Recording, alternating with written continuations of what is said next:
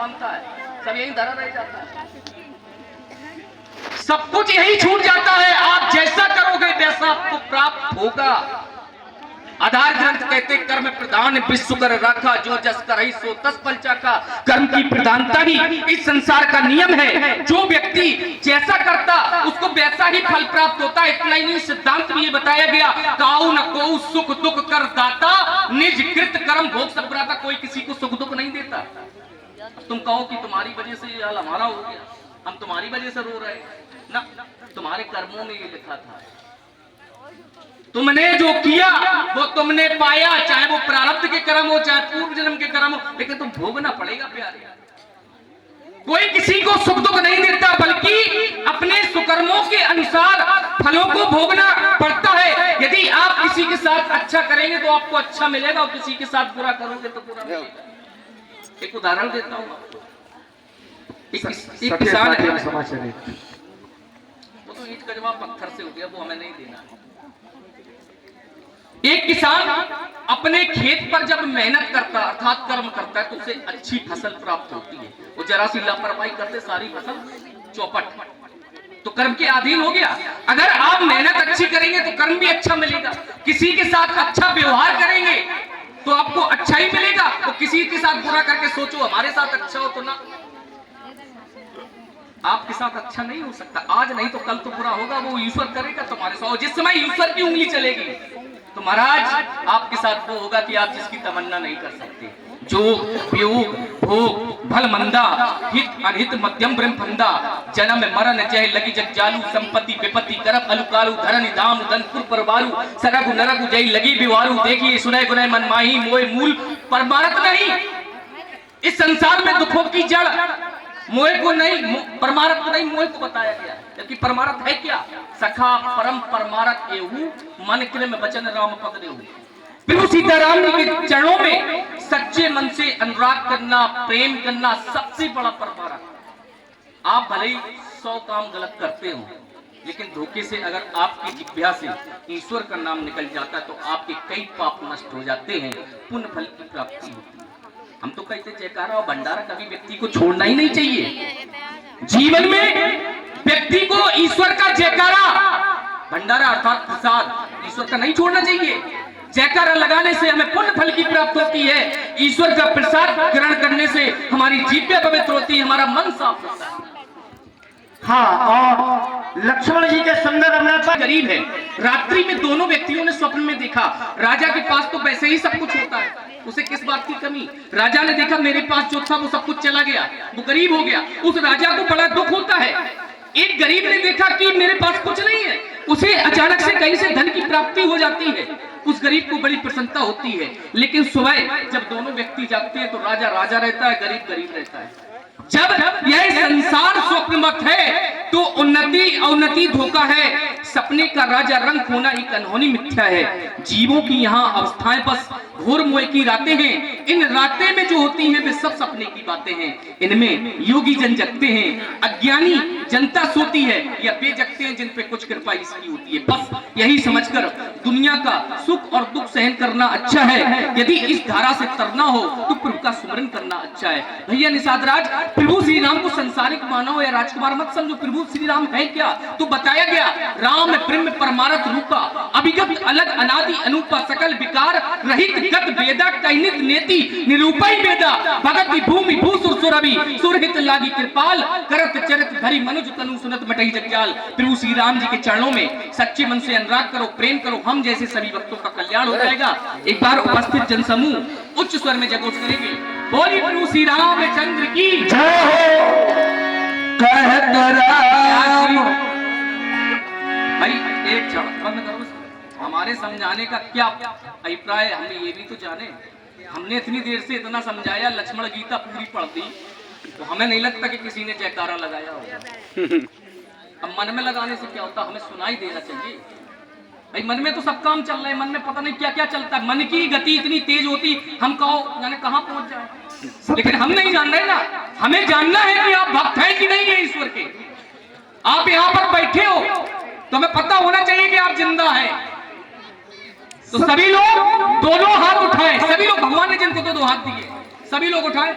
भगवान ने जिनको दो दो हाथ दिए वो सभी लोग उठाए, वो एक बार उच्च स्वर में जयघोष करेंगे, बोलिए तुलसी रामचंद्र की, बोलिए चिरंजीवी जानकी मैया की। चलो उनकी सेवा राष्ट्र पटका ढूंढ दे आओ, जिससे हम अपनी चटाई बना ले। अब जो आदेश करो।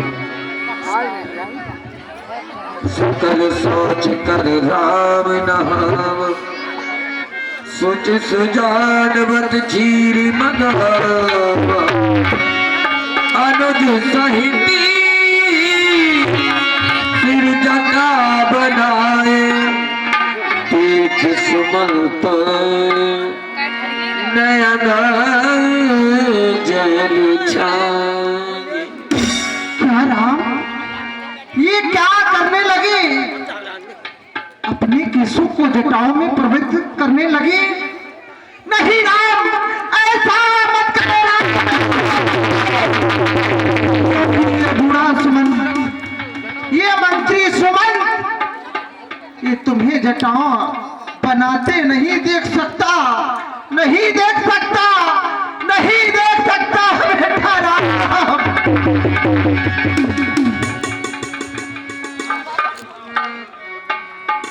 तुम्हारे पिताश्री ने कहा था, जाओ मंत्री सुमंत, राम लक्ष्मण बहू जानकी को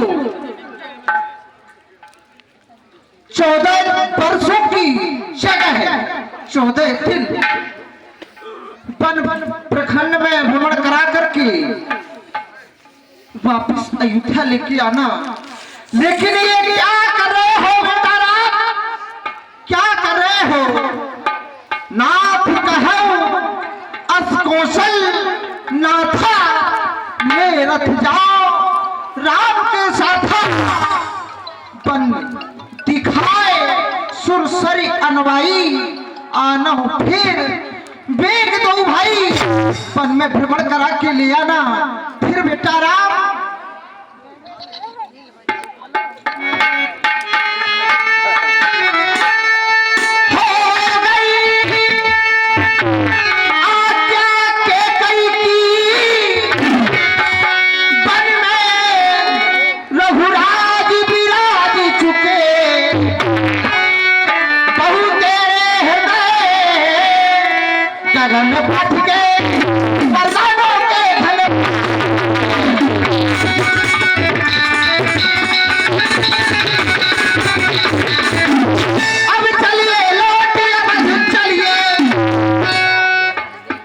अयोध्या की ओर लौट के चलो। अब चलिए लौट अवध चलिए, ये जनता जीवित हो जाएगी, अपने राजा को ये सभा बना दे, यही अब मुकुट।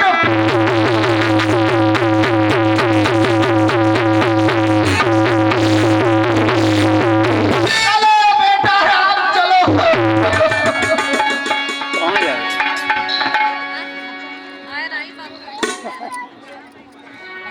तात सुमंत जी, आप वापस चलने के लिए कह रहे हैं। आप भी जानते हैं यदि मैं लौट करके जाऊंगा तो अधर्म हो जाएगा, और हम सच्चे क्षत्रिय हैं। हमारे पूर्वजों ने, उन्होंने धर्म के लिए अपने शरीर का बलिदान कर दिया, लेकिन धर्म को कभी जाने नहीं दिया। हे महामंत्री जी, रघुकुल रही सदा चली आई, प्राण जाए पर वचन न जाए। पिताजी ने वचन दिया है मां को, और इस संसार में माता पिता को सभी मानते हैं। कोई ये नहीं कह सकता इस संसार में कि मैं अपने माता पिता को नहीं मानता। लेकिन यहाँ बात ये है, माता पिता की कौन कौन मानता है? हमने तो माता और पिता की मानी। हे महामंत्री जी, इस संसार में पुत्र का यही धर्म होता है। माँ और बाप का नाम, मात पिता प्रभु गुण की वाणी, बिना ही विचार करिए हे भगवान हो, माँ हो, पिता हो, कोई भी आदेश दे तो गलत देंगे नहीं, इसलिए कहना है मिलवा लो। सुन दधीच दधीच हरिचंदन रेसा सहे धर्म हित कोटि कलेसा। पीछे खोलो, पीछे करोड़ों कष्ट सहे थे, इतना ही नहीं रंति दे बलिभूत सुजाना धर्म धर्म सही संकट नाना। रंति देव और बलि ने बहुत से संकट सहकर भी उन्होंने कभी धर्म का परित्याग नहीं किया। इसलिए महामंत्री जी, मेरा तो यही कहना है, बना लो वीडियो। कैमरा साफ चल कहना है महामंत्री जी, चला तो है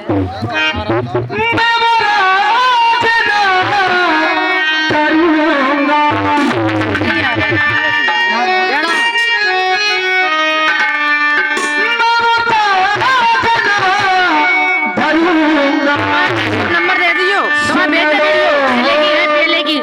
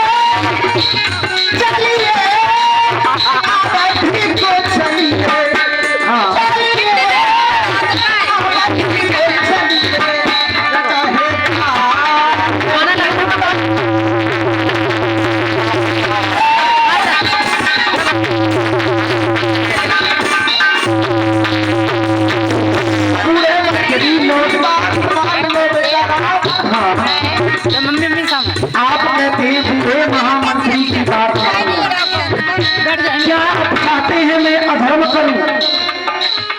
धर्म की ही बात है, बात मैंने बता दी। इसलिए माता पिता